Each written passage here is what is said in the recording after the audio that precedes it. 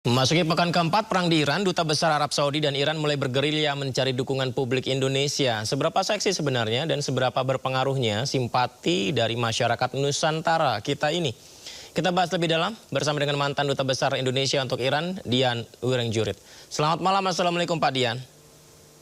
Waalaikumsalam, selamat malam Mas Yudi, selamat malam pemirsa.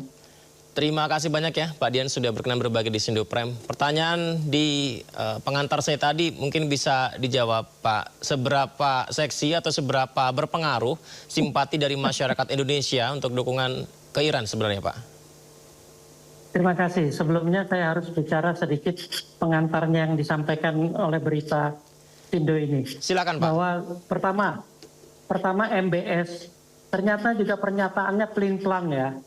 Di dalam berita tadi dinyatakan jelas bahwa MBS meminta Washington meneruskan perang. Ya. Tapi di bagian lain dikatakan MBS meminta juga penyelesaian secara damai. Oke. Buat saya diplomasi. Buat saya ini pernyataan pelin-pelan ini karena tidak bisa dipegang. Seperti Trump juga yang pernyataannya dari waktu ke waktu berbeda, bertentangan bahkan. Buat saya ini satu indikasi bahwa ternyata mungkin MBS sudah ketularan sakitnya Trump nih. Perkataannya tidak bisa dipegang. Saya lebih simpati sama pernyataan duta besarnya yang menyatakan bahwa perang ini dimulai dari agresi Israel dan Amerika. Itulah kenyataannya. Padahal pernyataan dubes ini buat saya sangat berani karena menentang MBS dan menentang pernyataan negara-negara Teluk yang secara sepakat menyatakan perang ini dimulai dengan agresi Iran katanya. Tapi ini sudah berbeda nih nuansanya. Yang dilakukan oleh Duta Besar Arab Saudi buat saya hal yang normal. Sebuah negara yang sedang menghadapi konflik militer seperti ini pasti di negara masing-masing, di negara akreditasinya akan meminta dukungan negara tempat dia bertugas. Dalam hal ini di Jakarta. Buat saya bagus. Yang disampaikan oleh Dubes Arab Saudi Jakarta justru itulah yang kebenaran yang sebenarnya, yaitu mengakui bahwa agresi dimulai oleh Israel dan Amerika, bukan sebaliknya yang dikatakan oleh MBS bahwa Iran yang memulai. Kalau kemudian dikatakan baik, Pak Dian, kita terputus. Baik, sepertinya kita sedikit terputus. Ini menarik pemirsa menanggapi apa yang disampaikan MBS tadi tentang bahwa keinginannya melobi Trump untuk meneruskan serangan. Itu disampaikan di media-media barat ya. Akan tetapi di satu informasi yang lainnya, termasuk juga yang disampaikan oleh Duta Besar Arab Saudi untuk Indonesia bahwa Arab Saudi tidak terlibat sama sekali dengan perang yang terjadi, di mana ini diawali dengan apa yang agresi militer dilakukan oleh Israel ke Iran hingga membuat pemimpin Iran Ayatollah Ali Khamenei meninggal dunia dalam serangan tersebut pemirsa. Ini juga pernyataan pembuka yang menarik yang disampaikan oleh Pak Dian Wirengjurith ya terkait dengan gerilya diplomasi Dubes Iran dan Saudi di RI. Kita juga sambil menunggu terhubung kembali dengan Pak Dian. Kami sampaikan informasi berikutnya pemirsa, ini pemerintah Iran menyampaikan apresiasi mendalamnya terhadap Indonesia atas solidaritas, dukungan, dan perhatian yang diberikan kepada rakyat Iran. Pemerintah Iran juga membuka jalur bantuan kemanusiaan untuk rakyat Iran pemirsa. Di mana dalam akun media sosial Kedutaan Besar Iran, salah satu yang diungkapkan adalah rasa terima kasih untuk Indonesia. Jadi Duta Besar Iran untuk Indonesia, Muhammad Borojerdi, ini kita tahu Borojerdi juga sempat bertemu Megawati, bertemu Yusuf Kala ya. Beliau menyampaikan apresiasinya sebagai bentuk penghargaan dan terima kasih tulus pemerintah Iran. Dalam pesannya Borojerdi juga menyampaikan informasi terkait pembukaan jalur bantuan kemanusiaan serta mekanisme penyaluran donasi bagi masyarakat yang ingin berkontribusi membantu rakyat Iran.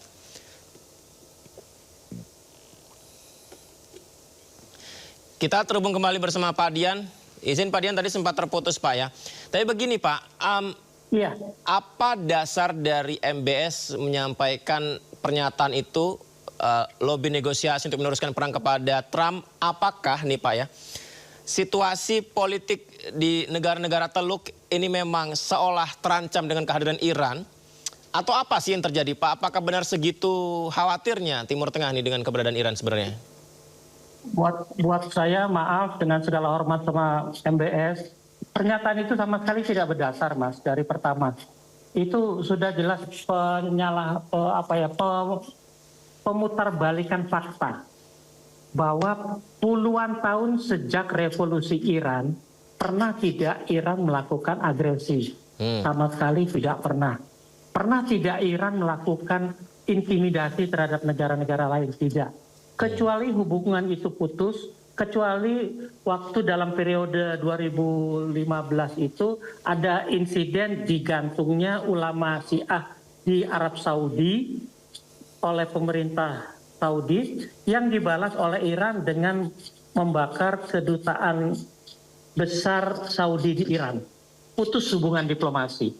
Selama itu tidak pernah ada indikasi apapun yang menyatakan, yang memperlihatkan fakta bahwa Iran melakukan intimidasi terhadap negara-negara Timur Tengah. Buat saya kalau Iran memulai intimidasi terhadap negara Timur Tengah, itu sebuah kefatalan.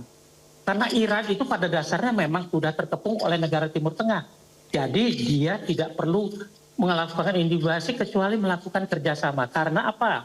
Kalau dia melakukan intimidasi dan memulai agresi lebih dahulu, dunia bukan hanya mengutuk Iran, tapi semua negara akan setuju dengan serangan negara-negara Teluk, negara-negara Arab Sunni terhadap Iran.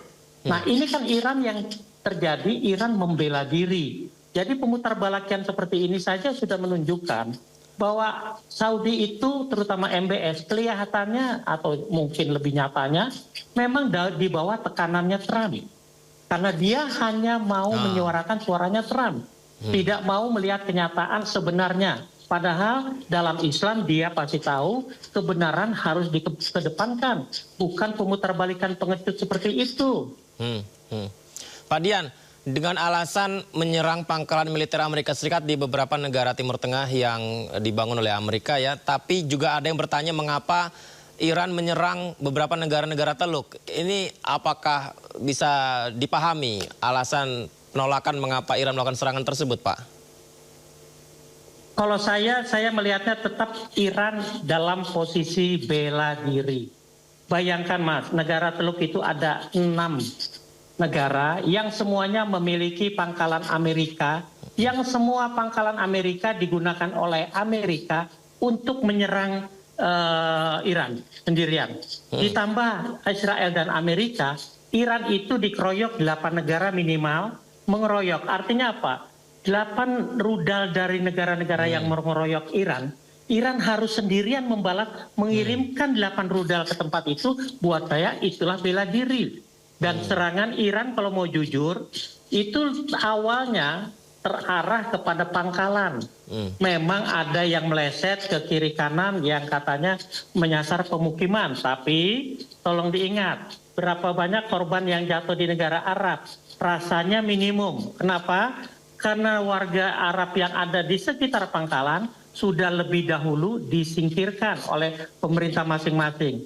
Sementara serangan mereka terhadap Iran dilakukan secara mendadak dalam bulan suci Ramadan ketika orang memfokuskan perhatiannya pada ibadah. Makanya tidak heran kalau pemimpin nomor 1 Iran pun tewas akhirnya karena ketika itu dia memang almarhum Khamenei itu memang lagi fokus pada tauziah di kalangan umat yang datang ke rumahnya. Dia ada aula yang memang untuk menerima, tidak pernah putus dengan Khamenei itu berhubungan dengan rakyatnya. Jadi kalau dibilang itu katanya lemahnya pengawalan atau intelijen, buat saya Khamenei memang tidak pernah kemana-mana, jadi pasti ada di rumahnya. Jadi hal seperti itu kan menunjukkan betapa pengecutnya Amerika dan Israel memulai penyerangan ketika orang sedang khusyuk melakukan ibadah. Yang disesalkan justru kenapa negara Arab yang sama-sama sedang melaksanakan bulan suci Ramadan ikut-ikutan terpengaruh oleh Trump untuk menyerang Iran secara mengeroyok. Buat saya itu dari kaidah Islam manapun juga pasti bertentangan tuh. Pak Dian, ini mumpung ada Pak Dian, saya juga ingin bertanya soal ini Pak, di mana negara Iran ini kan yang ingin dibantu Amerika dalam serangan ini adalah alasannya demokrasi, menegakkan demokrasi. Bahkan ada asumsi entah terah dari Pahlavi untuk dikembalikan begitu. Tapi sebenarnya di internal Iran sendiri Pak, apakah memang ada dua sisi kubu tersebut Pak, antara pro kontra pemerintah di sana? Pro kontra pemerintah bukan hanya ada di Iran, Mas. Di semua negara, termasuk negara kita sendiri, ada pro kontra terhadap pemerintah. Tolong dipahami, dalam sebuah sistem ketatanegaraan, pro kontra dalam suatu kepemimpinan pemerintah, hal yang biasa. Kalau mau jujur, mestinya Trump berkaca. Di dalam negerinya sendiri, dia menghadapi pro kontra yang luar biasa. File Epstein belum selesai. Persetujuan Kongres untuk menyerang Iran belum pernah dilakukan. Persetujuan anggaran untuk perang Iran belum ada. Tapi sudah mulai membypass semuanya. Pro kontra dari Partai Demokrat misalnya di Iran yang kontra sama Trump, luar biasa. Sebenarnya kalau mau jujur, tanpa perang ini, Trump pasti sudah di-impeach. Perang ini buat saya sekedar pengalihan masalah pribadinya Trump yang sudah bertimbun-timbun untuk mengalihkan bahwa ada ancaman lain. Untuk itu digunakanlah. Kalau jadi pengalihan besar sekali Pak ya efeknya Pak ya. Seluruh dunia yang harus menanggungnya kalau jadi pengalihan. Iya, karena yang dipengaruhi Iran itu mau menurut.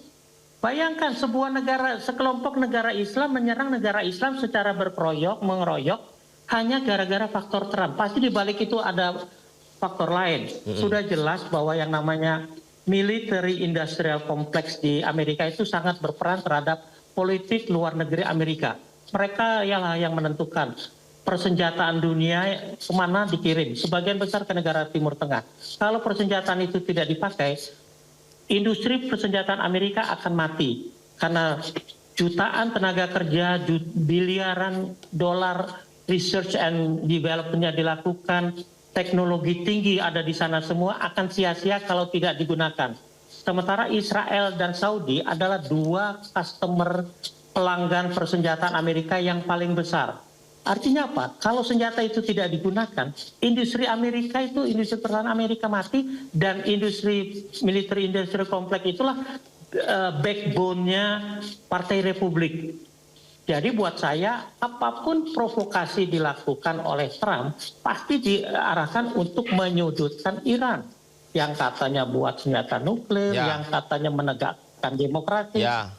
Cari-cari, Mas. Berarti alasan nuklir, menegakkan demokrasi, mewakili aspirasi yang merasa dizolimi pemerintah di Iran, itu semua hanyalah alasan belaka. Alasan Trump belaka, Mas, dan dari waktu ke waktu kan adanya juga berubah-ubah, yang katanya perangnya maunya singkat, ternyata nggak bisa diselesaikan singkat, ternyata Iran bisa melawan, katanya 4-5 minggu, sekarang memasuki minggu keempat saja belum jelas kemana, sementara Amerika sendiri sudah menjerit rakyatnya. Israel sudah menjerit rakyatnya untuk menghentikan perang. Loh, terus masihkah rakyat Amerika dan Israel membiarkan pemerintahannya? Tolong diingat, Netanyahu itu penjahat kemanusiaan loh, Mas. Trump itu juga penjahat kemanusiaan, dia predator seks terhadap anak-anak kok. Kok masih mau didengar oleh rakyatnya, apalagi negara-negara muslim mau mendengar dua pemimpin negara yang sama-sama pelanggar HAM internasional, pelaku kejahatan kemanusiaan, kok mau didengar? Buat saya yang saya sayangkan adalah sikap negara-negara teluk yang ikut-ikutan menerima alasannya Trump sehingga mengeroyok. Apalagi sayangnya kita pun terpengaruh, Mas. Baik, kita kembali ke topik kita, Pak. Kita kan tahu bahwa Duta Besar Iran untuk Indonesia Muhammad Barojerdi ini beberapa kali melakukan aktivitas di Indonesia ya. Terakhir saya dengar donasi, kemudian dia juga mengucapkan terima kasih kepada warga Indonesia. Dia juga bertemu dengan Pak Yusuf Kalla, bertemu dengan Ibu Megawati. Nah, langkah dari Barojerdi ini kalau Anda lihat seperti apa, Pak? Langkah Borujerdi sesuatu hal yang wajar dalam konteks tugas diplomatik, Mas. Dia harus mencari dukungan seperti tadi Duta Besar Saudi juga mencari dukungan buat negaranya. Borujerdi harus melakukan hal yang sama. Tapi yang dilakukan Borujerdi lebih terfokus, Mas. Kalau presiden kita sendiri tidak atau kurang perhatian terhadap masalah Iran, hanya lebih cenderung memihak kepada Amerika, buat saya apa yang dilakukan oleh Borujerdi itu sangat tepat. Berbicara kepada tokoh-tokoh yang masih punya pengaruh, Mas. Siapa yang menyangkal kalau Pak JK itu memang banyak bergerak di bidang kemanusiaan, khususnya melalui PMI-nya. Dan bantuan PMI ini bukan hanya telah dilakukan oleh PMI ke Iran sekarang ini yang dijanjikan akan diberikan, tapi ke negara-negara yang berkonflik pun PNI sudah banyak melakukan, Mas. Di Myanmar misalnya, di Sri Lanka dulu misalnya PNI ini banyak bergerak, Mas. Nah, kedatangan Borujerdi ini langkah yang tepat karena apa? Bayangkan, Mas, rumah sakit, sekolah anak-anak, tempat ibadah, semua jadi sasaran serangan Israel dan Amerika, Mas. Itu membutuhkan bantuan kemanusiaan yang masif. Langkah yang dilakukan tepat karena tokoh yang ditemui oleh Borujerdi pun tokoh-tokoh yang memiliki komitmen besar terhadap nasib bangsa Iran yang berada di bawah penindasan Amerika yang dalam konteks perang ini dikeroyok rame-rame oleh sesama negara Islam. Tolong diingat, Bapak JK itu kan juga setahu saya masih ketua Dewan Masjid Nasional itu, Pak. Artinya dunia Islam pun mestinya tergugah dengan misi yang dilakukan oleh Borujerdi terhadap Pak JK. Demikian pula yang dilakukan terhadap mantan presiden Ibu Megawati. Buat saya, siapa yang tidak tahu pengaruh Ibu Megawati masih mengakar di akar rumputnya masyarakat Indonesia. Sehingga apa yang dilakukan kedua tokoh kita ini jauh lebih proporsional, lebih tepat dibandingkan sikap kita yang menyatakan duka cita saja terlambat. Yang menyatakan simpati saja tidak, malah mendukung pernyataan bahwa yang dilakukan Iran adalah blatant aggression. Bayangkan, bahasa keras itu dalam dunia diplomatik. Padahal yang agresi itu justru Israel dan Amerika. Buat saya langkahnya Borujerdi tepat dan memang harus dilakukan seperti itu. Apakah ke depan Duta Besar Iran untuk Indonesia ini kira-kira akan menemui perwakilan pemerintah, Pak Dian, menurut Anda? Buat saya, pemerintah kita sendiri sudah menunjukkan sikap pemerintah kita, ya Mas. Sudah menunjukkan sikap yang tidak non-blok, sudah jelas memihak kok. Kita bergabung di BOP, pernyataan Presiden maaf pada Presiden Prabowo. Pernyataan Presiden jelas menyatakan Indonesia mengecam tegas blatant aggression oleh Iran terhadap negara Arab. Masa sebuah negara melakukan agresi dibilang blatant aggression? Iran membela diri, mestinya paling tidak pernyataannya harus netral. Indonesia menyayangkan terjadinya konflik di antara sesama negara muslim yang bersahabat. Lebih netral, Mas. Oleh ini lebih mengecam. Padahal waktu Iran negara berdaulat. Bertahun-tahun, berpuluh tahun kita bersahabat. Masa mengucapkan bela sungkawa saja kita harus menunda-nunda, Mas. Padahal kalau mau ingat kasus terakhir lagi, 2 kapal tankernya Pertamina itu kan masih juga diizinkan oleh Iran untuk lewat Selat Hormuz. Buat saya, itikat baik Iran itu tidak dijawab dengan proporsional, bahkan sangat mengecewakan menurut saya oleh sikap pemerintah Indonesia. Baik, Pak Dian, saya juga ingin minta ditanggapi Pak Dian ini mengenai apa yang disampaikan juru bicara Gedung Putih, Karoline Leavitt, menegaskan bahwa Presiden Amerika Serikat Donald Trump memiliki niat untuk memilih pemimpin Iran berikutnya, Pak. Kita simak dulu ya, Pak dan pemirsa. Jadi dipilihnya Mojtaba Khamenei sebagai pemimpin tertinggi Iran menjadi halangan bagi ambisi Amerika Serikat untuk menguasai rezim Iran saat ini. Meskipun begitu, Donald Trump tetap berniat menguasai rezim Iran dengan cara memilih pemimpin Iran berdasarkan kehendaknya. Hal ini disampaikan oleh juru bicara Gedung Putih Karoline Leavitt bahwa Donald Trump ingin memilih pemimpin Iran yang siap bekerja sama dengan Amerika Serikat. We had one in Venezuela, and now we're having one in Iran. I think the president obviously believes the United States wants to have someone in leadership position in the Iranian regime that will be much more favorable, that will be willing to work with the United States, that will no longer chant death to America. These would obviously be good, common sense things for the United States and for our allies. And I think that's what the president meant when he spoke with Reuters. Kita lanjutkan dialog kita, Pak Dian. Kita tahu bahwa informasi yang muncul, Mujtaba terluka kabarnya. Kemudian pemimpin tertinggi sebelumnya Ali Khamenei meninggal dunia. Kemudian Larijani ini juga gugur begitu. Lalu, tapi tidak bisa kita menafikan bahwa Iran terus-menerus melakukan serangan-serangan yang juga luar biasa merugikan Amerika Serikat dan Israel begitu. Nah, pertanyaannya Pak Dian, apakah apa yang diungkapkan oleh juru bicara Gedung Putih tadi berdasar sehingga Amerika cukup percaya diri untuk bisa ibaratnya mengotak-ngatik lagi di pemerintahan Iran, Pak Dian? Terima kasih. Kita harus ingat peran seorang juru bicara yang menyuarakan posisi pemerintahnya. Kalau sekarang dikatakan pemerintah Amerika itu masih menganggap Trump sebagai presidennya dan menyampaikan pernyataan seperti itu, ya silakan saja. Tapi pernyataan seperti itu apalagi disampaikan oleh Trump berkali-kali mau menggantikan sesuai yang keinginan dia. Mestinya Trump itu kita bisa lihat ya dari mimik cara bicaranya, psikolog tahu ya bahwa mimik cara bicara Trump itu mimik orang yang tidak sehat ya, sakit jiwa itu. Jadi bayangkan siapa dia menghendaki pemimpin yang dia kehendaki di negara lain. Apalagi negara ini seperti Iran.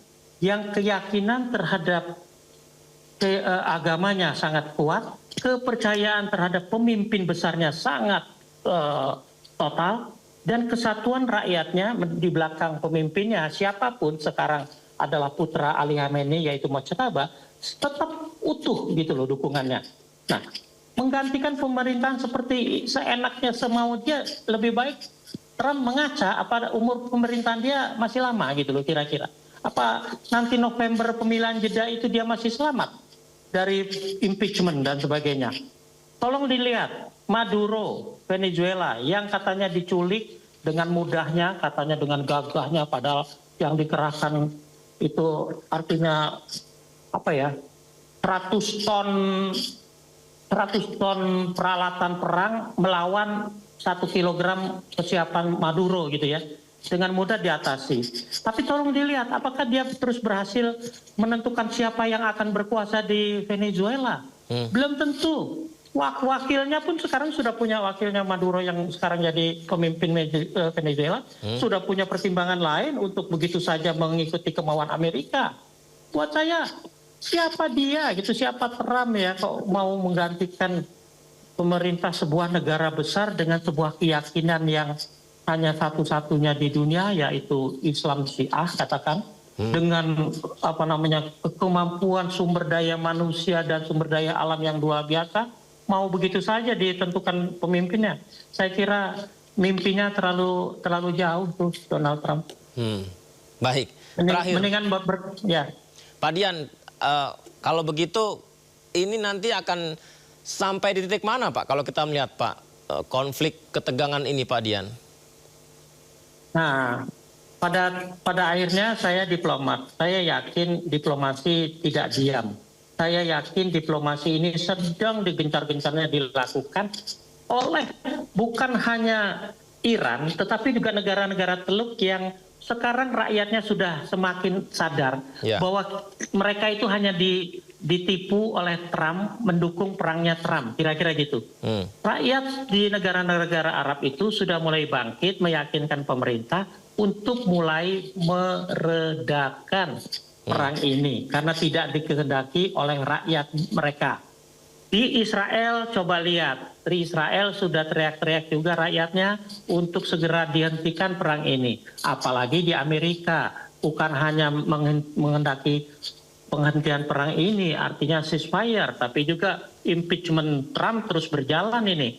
Nah, diplomasi baik di level PBB melalui Dewan Keamanan sedang berjalan.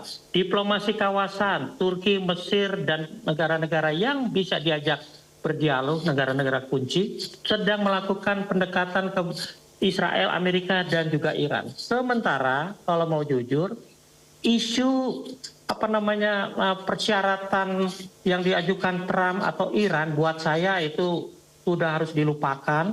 Yang harus dikedepankan adalah kepentingan rakyat di masing-masing negara. Saya yakin diplomasi ujungnya akan bisa mewujudkan minimal ceasefire. Amin, amin. Baik, Pak Dian terima kasih banyak ya Pak. Nanti izin bisa kita dialog kembali ya Pak. Sehat selalu Pak Dian, Assalamualaikum, selamat malam. Terima kasih Mas Judi, selamat malam. Waalaikumsalam warahmatullahi wabarakatuh.